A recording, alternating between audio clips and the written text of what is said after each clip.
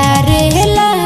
लइकिन से लाइन मारेला भोरे भोरे उठी जुल्फी झारेला लइकिन से लाइन मारेला भोरे भोरे उठी जुल्फी झारेला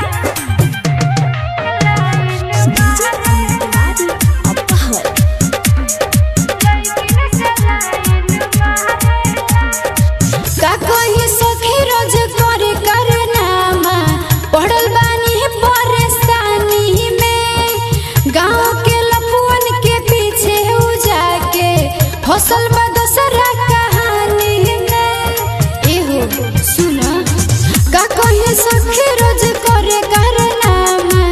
पढ़ल बानी परेशानी में गांव के लफुअन के पीछे पड़ के फसल बा दूसरा कहानी में पास नया हवे हमके चिढ़ावे पास नया हवे हमके चिढ़ावे रात में दर्द बढ़ावेला भोरे भोरे उठी जुल्फी झारे